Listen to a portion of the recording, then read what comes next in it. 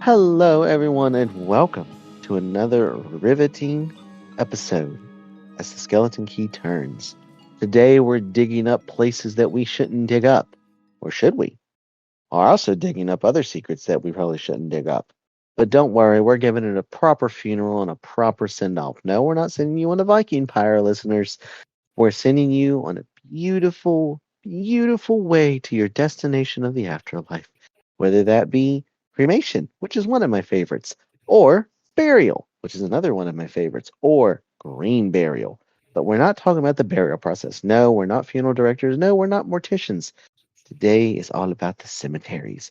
That's right, the creepy, lovable places you like to walk at midnight and go, "What was that noise?" as you step on the twig for the 100th time and go, "Uh huh." And you turn your head, keep your head on Sorry. a swivel, people. But also, I would like to make some amazing news. We have officially partnered with two amazing, amazing programs. Number one, if you want to go on a ghost tour, if you're interested about a ghost tour, a ghost adventure, if you want to see the paranormal, see what we see, find out what we find out, know what we know, then please, by all means, on our Facebook page, you can click US Ghost Adventures and you can support us and help us do this podcast. That's right, you, the listener, can help us provide you more juicy ghost stories and stuff about murderers. That's right, TikTok. I said murderers and killers. I'm not saying unalivers, you Gen Z motherfucker. No, I'm kidding. Anyway, so second second thing is if you want to support us as well, they have a separate thing called let's see, there's US Ghost Adventures and Ghost Stop. Ghost Stop is the equipment. If you need an EMF reader, if you need a parabolic mic, if you need incense, go to Ghost Stop as well, and you can get those items. It does help support us. Yes, we have used items from this company. They're an absolute wonderful thing to use. Their EMF readers are top notch, along with some of their other equipment. Please, it does help support this channel and help support us in our long life adventure to give you the best ghost stories possible, along with other paranormal and occult activity. Even beyond that, it even helps the aliens. That's right, it helps Gorblock the fourth. He actually emailed me and he said, "Look, I need payment from last week or from the other week when you did that episode about us, you tin metal hat wearing crazy person." It was really short email, really super sweet though. He was so kind. He said that if we give him some money, and people support us, he won't annihilate our planet, and we'll live another day and we don't get probed. Although probing might be really fun. But those links are on our Facebook page, of course. Please follow those links. Make sure you support us if you absolutely can. We greatly appreciate it. So if you're interested in ghost tours, go to USA Ghost Adventures. And if you're interested in using the equipment for the said ghost tours, go to Ghost Stop as well. Make sure you click our links and support us and support the channel. And we promise we won't come haunt you when we die. That's pretty much it. But now on to the episode of cemeteries. Not only are there spooky cemeteries, there are ritualistic cemeteries, there are fun cemeteries, there are bad cemeteries. There are good cemeteries and there are pretty cemeteries, but each cemetery has its own uniqueness, you could Mm. say. Yes, sure. Yes, But for anyway, sure.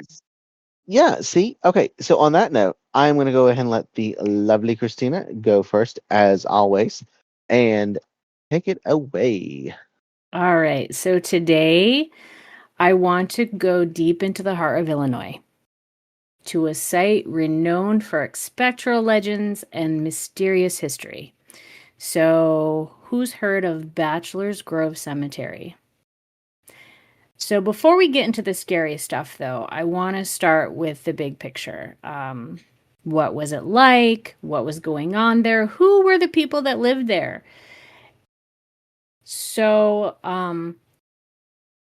Bachelor's Grove Cemetery dates back to around 1840, though local lore suggests burials may have occurred even earlier.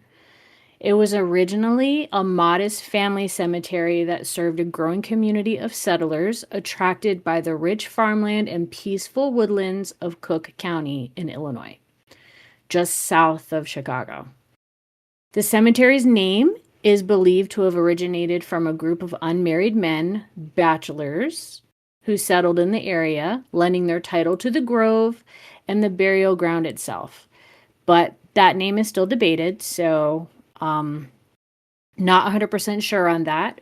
But when you hear Bachelor's Grove, you need to think about the story that it's trying to tell, right? So single settlers carving out a life here, or a prominent family name like the Batchelders, or was it something else entirely? So, who were the people who built their life here, right? So, early accounts describe a small but determined frontier community, families and homesteaders drawn to timber for building and fuel, plus nearby prairie that could be broken into productive farmland. Many of the first settlers were Yankee migrants from New England and upstate New York with English, Irish, and Scottish roots, arriving in large numbers through the 1830s and 1840s. Later, beginning in the 1840s, more immigrants, especially of Germanic background, moved in and became a major part of the area's growth for decades. The name Bachelor's Grove itself reflects that early settlement story. One tradition ties it to a handful of single men who set up house together, remember? And while historians also point to that Batchelder family name, and when you picture this place as a living neighborhood, not a legend, what kind of routines, worries, small moments could you imagine filled that ordinary day, right? So they were hardworking and close knit people. Their days revolved around clearing land, planting and harvesting, tending livestock, chopping wood, preserving food for the long winters, because Illinois can get some pretty tough winters. Neighbors leaned on one another, shared tools, traded labor. They did barn raisings, gathered at church services, small schools, and seasonal socials where news traveled faster than any newspaper. So getting to town could mean a long, muddy ride by wagon and limited medicine with harsh weather. Sickness and accidents were a grim part of frontier life. In communities like this, the cemetery wasn't distant or abstract. It was a familiar landmark, marking the losses that shaped families and the stories that they carried. But like a lot of small frontier settlements, the community around Bachelor's Grove didn't last forever. So it didn't just poof into the night or disappear like some other settlements. But as rail lines and new roadways reshaped the region, daily life and business shifted towards nearby towns with depots, churches, schools, and markets, and places that were just generally easier to reach. And they offered more opportunities. So families consolidated their farms, moved closer to growing suburbs, and in some cases, even relocated relatives' remains to those newer cemeteries. But then in the early 1900s, Cook County began acquiring land for what would become the forest preserves, and the old neighborhood thinned out until the cemetery was left standing alone by itself in the woods. Neglect and vandalism soon followed, which we've talked about that before with other cemeteries. So, eroding headstones and leaving the cemetery steeped in melancholy was a perfect setting for haunting tales to take root, right? Mm-hmm. So, Bachelor's Grove is now infamous for its paranormal activity. So visitors have reported ghostly apparitions, flickering lights, chilling whispers drifting on the breeze. Among the most legendary figures is the White Lady, a spectral woman in a flowing white dress, sometimes seen holding an infant. Nobody knows who she is, but many suspect she mourns a child that she lost long ago. And the legend isn't fueled by stories alone. So, one of the most talked about images connected with the White Lady is the so called Madonna of Bachelor's Grove photograph that was taken in 1991. So, investigators with the Ghost Research Society reported taking a series of photos here using infrared film. And when the film was developed, one image appeared to show a white clad figure seated on or against a distinctive checkered monument near the cemetery's south entrance, despite no living person being seen in that spot at the time the picture was taken. Nonetheless, she still showed up. Believers say that the figure's posture, hands in the lap, head slightly bowed, looks heartbreakingly human, like someone quietly keeping vigil. Skeptics argue that low light distance and the quirks of infrared photography can make ordinary shapes read as a person. Either way, that single photograph became a cornerstone of the cemetery's modern mythology, and it's one reason the White Lady remains the face of Bachelor's Grove. But this next part that I want to tell you about, this part is so cool. Have you heard anything about the Phantom Farmhouse before? No, I have not. Okay. So lots of different people have talked about this years apart, and they describe this same scene in eerily similar ways. So eyewitnesses say that they'll be walking the trail toward the cemetery when through the trees they spot a white house, often described as a 1 or a 2-story Victorian farmhouse with a porch, curtained windows, and a single soft light glowing inside, like someone is awake and watching in the woods. I've got goosebumps now thinking about it.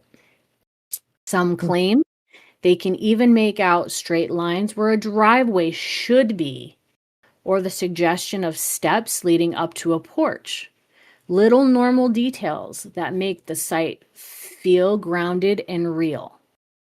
A few accounts add sensory touches in their description. Wood smoke or old damp lumber, an odd stillness where the insects seem to go quiet, or a quick drop in temperature as if you stepped into a pocket of colder air. So the house being there isn't really the problem, right? But it's what happens when people try to verify what they're seeing. That's the strange part. So witnesses say the house looked perfectly solid at first, until they try to close that distance and get closer to it. A common detail is that it seems to recede, getting smaller or farther away the closer you get to it, like the path is stretching without you noticing. Some claim that when they sweep a flashlight through the trees, the beam catches the porch and windows for a split second, and then there's nothing there. Others say, this is just crazy. Others say they glance down to watch their footing, look up again, and the house is gone, leaving only brush where the building should be. And in more than a few retellings, the light in the window doesn't just vanish. It seems to dim slowly, as if someone inside noticed they were being watched and then decided to disappear. One of the strangest points in the accounts is how the description shifts depending on who you ask. So earlier investigators in the 70s reported witnesses describing a 1-story house, while later on the retellings more often describe a 2-story structure, almost if the house is changing with time or with the angle you see it from. And here's the twist. Local history suggests that there really was a house not far from the cemetery within living memory, including a home associated with the Schmidt family west of the grounds. So if that's true, the Phantom Farmhouse is what they call it, could be the landscape replaying an old image. an imprint of a place that once stood nearby, possibly, like a residual type haunting. Or maybe it's something worse, a doorway that shows itself only long enough to lure you off the path into possible danger, right? Right. So, paranormal researchers have spent countless nights here recording unexplained voices, strange laughter, mysterious sounds. Some visitors describe being pushed by invisible hands, while others witness floating orbs and headstones shifting on their own. And there's way too much reports of phenomenon to say that Bachelor's Grove isn't haunted. So that makes it a magnet for ghost hunters. But why this cemetery, right? Why? Why is it so haunted? Um, who knows? Maybe it's just Native American history there, maybe the land. Who knows? But it's just fascinating. So it is protected. Okay, so it's now protective. It's part of the Rubio Woods Forest Preserve. So the headstones are crumbling and the paths are overgrown, but it's still there. Um, you can visit, but I don't know. Maybe the lady in the white was at the farmhouse. Like maybe that was her house. Who knows? But I would love to see that house. Just saying. Hmm. It would be interesting to see, if it was real at all. I mean, in the past, I'm sure there's records that you could hunt up that could tell its true legitimacy, who it belonged to, stuff like that. But then at the same time, if that's you know, a haunting of itself, then who knows? Maybe it appeared there and it wasn't supposed to appear there. Right. Hmm, that's Or weird. like we were talking about in what, 2 episodes ago, like the time shifts and the crossing worlds and timelines and into different dimensions. I mean, who knows? Maybe we're just glimpsing into a different place. Who knows? That that could be true. Absolutely. Well, that was interesting. I'm pretty sure that if you use an EMF detector from Go Stop, hear me again, Go Stop, they'd be like, that'd be interesting. That's interesting in itself. On that note, on that note, there are two small cemeteries. So my part's not going to be the longest, but my part is going to be hopefully interesting as well as Christina's was. But so there are two cemeteries in the Appalachian Mountains of the area that I live. Now, the Appalachians are far, vast, great, deep, old mountains. There are things out there that you don't want to know about, that you choose to ignore on purpose. But with that being said, these two cemeteries are connected by a founder of a town or that is close to me. Now, this founder, of course, back when these two cemeteries were founded, and the founder had laid roots in the town. Um, the the the one cemetery that is buried deep in the mountains has two witches buried at it.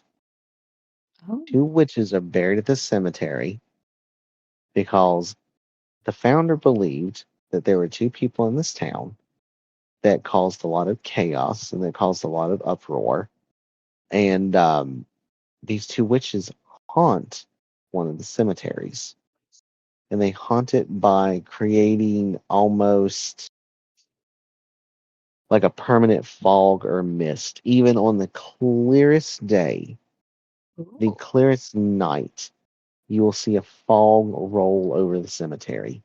Now, of course, cemeteries, every time they're painted in movie scenes and stuff, it's always at night on a foggy, rainy night or a foggy night, and you see a fog roll over. No, this one of the two cemeteries, truly every single night, without fail, will have a fog rolling over it, without fail.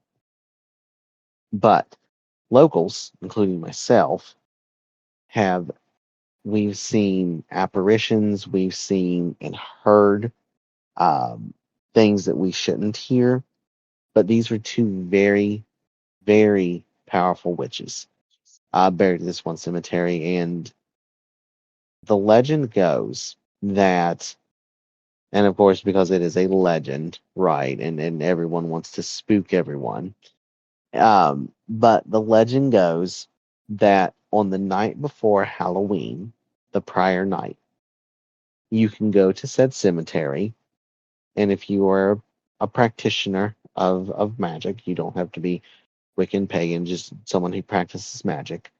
You can invoke the power of these witches, and you can see the steps. Now, this is also a crazy hat theory, right?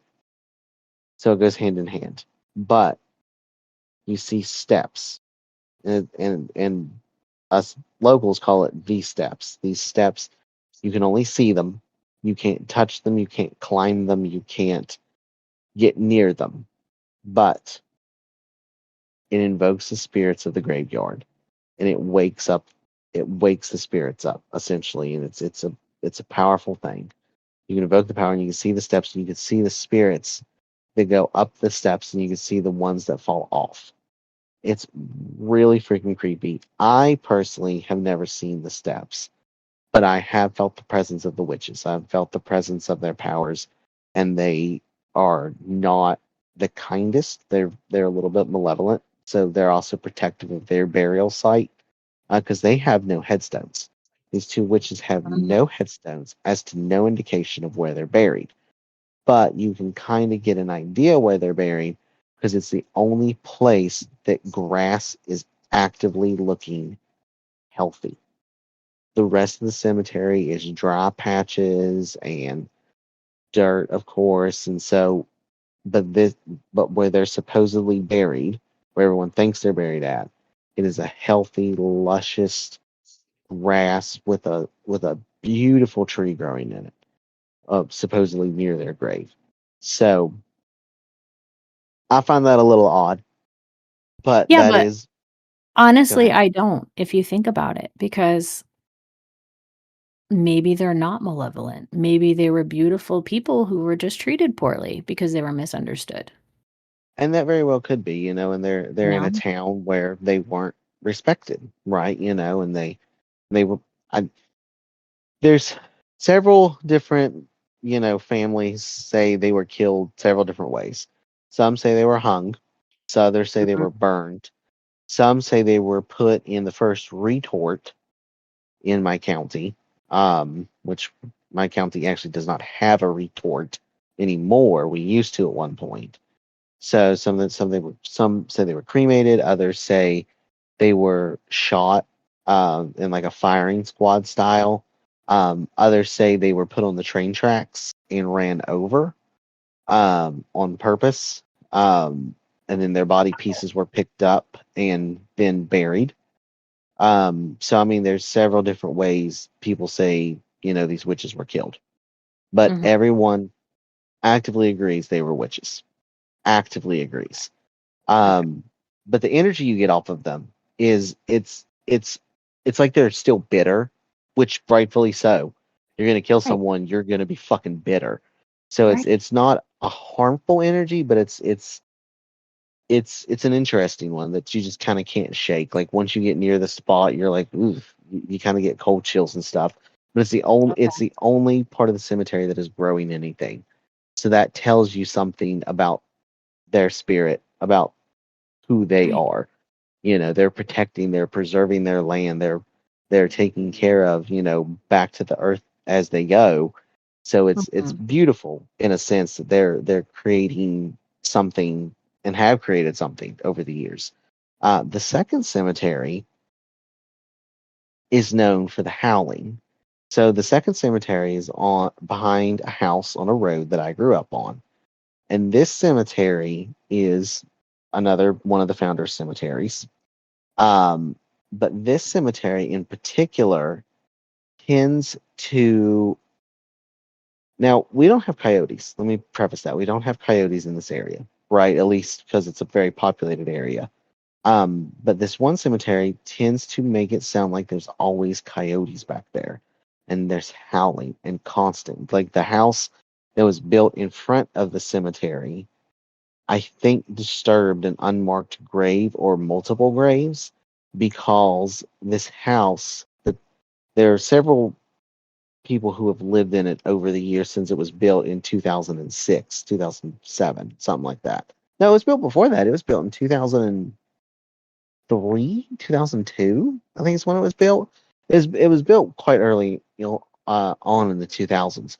But anyhow, families have lived in this house. It has been sold multiple times. It has been rented multiple times. But every family that has ever lived in this house said that you can look out the back kitchen window that faces the cemetery and you can hear howling and see green glowing eyes. Wow. There are no coyotes in this area. None. Like like they've set up trail cams over the years. There's not one coyote, but one of the trail cams caught footage of two green glowing eyes, looked about the height of a coyote, and it was like pacing back and forth, doing an S maneuver, Huh. looking at the camera. Its eyes never wavering, but you could see a shadow of a body, and you could just hear a howl. But there was nothing there, like nothing.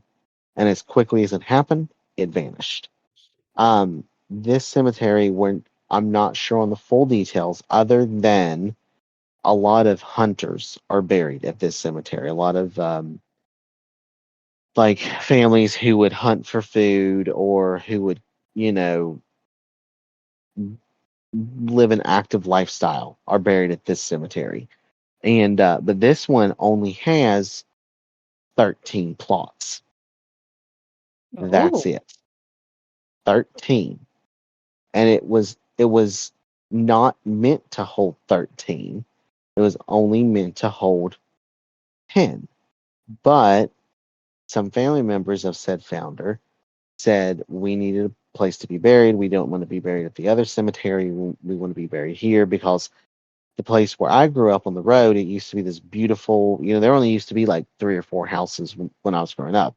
But in the early 2000s and right around Y2K, houses started popping up left and right. And I mean left and right. People were building, people were, coming in onto the street and doing all this kind of construction and all that. So we got a boom in population on this street. Well, there are 13 known plots. And a lot of people think to this day that because 13, they think it's the unlucky number, which for me, 13 is actually a really lucky number for me. It's never Right. unlucky. I am 13 is my lucky. number. Yeah, 13 is lucky. Like anytime I see 13, oh, I'm fine. I'm great. I'm chilling. I'm cooking. But like if anyone else is like, oh, that's unlucky. You have the devil. Da, da, da, da, da. Well, if that be the case, Right. hail Satan. But you know, freak him out a little bit. But yeah, no, this plot this material only has 13 plots. And the county in which I reside up in um has tried to talk to the descendants of the family who now owns the cemetery to try to see if they can get more plots there to lower superstition because it is becoming very well known in the county, especially with this new generation of kids growing up and stuff. They're like, they hear the stories of the cemeteries and stuff, and they're like, oh, there should be another plot there to offset, or they should open up to da da da da. Well, that may be true. They should open it up for them at least, but for the descendants and myself, it's a very sacred place to where it's family. I'm pretty sure the majority of it is like a family gravesite. So it was probably, because compounds are becoming very popular up here. And not necessarily just compounds, but like people are starting to build houses beside mom and dad and brother and sister Right. and all that. And so I think unintentionally it became 13 plots um buried. But yeah, so it's that's another creepy cemetery, and that, like I said, that one is just it's coyotes, and that's really the superstition behind it. Of if you hear the coyote howl, then that's just one of the spirits. But there's no coyotes there. Like there's trail cams up. That cemetery is heavily watched, and there's nothing there except for just old gravestones. So those are my two cemeteries. Fascinating. Absolutely fascinating.